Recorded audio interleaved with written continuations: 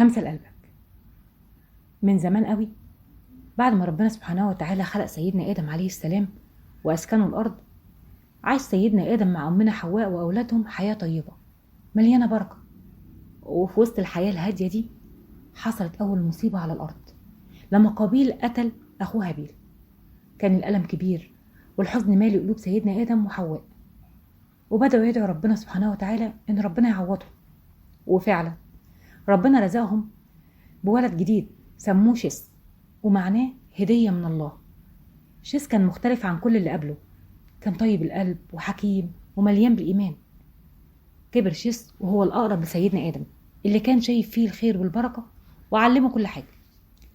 أعلمه إزاي يعبد ربنا، أعلمه إزاي يعيش حياة مليانة حق وعدل، أعلمه إزاي يحمي الناس ويكون قائد حكيم.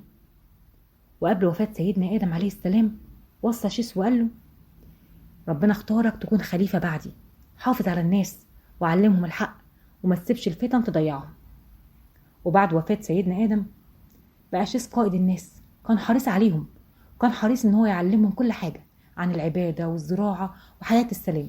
وكان دايما يوصيهم ويقول لهم: خليكم قريبين من ربنا وما تسيبوش الفتن تسيطر عليكم. وينصحهم ويقول لهم: ربنا خلقنا عشان نعبده ونعمل الخير في الدنيا، اوعوا تنسوا كلام أبوكم آدم وابعدوا عن الفساد. وعلشان شيس كان صالح قوي، ربنا أكرمه وأنزل عليه 50 صحيفة فيها تعليمات ونصايح تنظم حياة الناس. لكن كان في تحدي كبير، ذرية قابيل بدأوا ينحرفوا ويعملوا معاصي كتير. أبناء قابيل بدأوا يحاولوا يغووا أبناء شيس، مرة بالموسيقى ومرة بحفلات مليانة فتن. للأسف بعض أبناء شيس ضعفوا.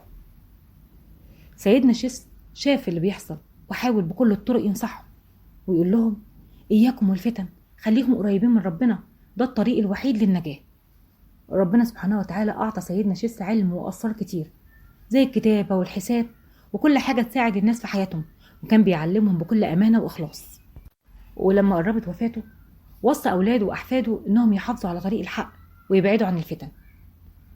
الفتن حوالينا في كل مكان، لكن طول ما احنا قريبين من ربنا محدش يقدر يغلبنا. شيس عليه السلام فضل يدعي الناس للخير طول عمره، ولما جه أجله ساب أثر كبير في حياة ذريته اللي كملوا مسيرته. علشان كده حاول دايما تسيب أثر طيب في حياة اللي حواليك قبل ما تفارق الدنيا، مش هيفضل غير ستك الطيبة اللي هيفتكروك بيها. صحيح إن الزمن غير الزمن، لكن الفتن ما زالت موجودة، وكل واحد بيختار الطريق اللي هيمشي فيه، يا إما طريق الخير يا إما طريق الشر.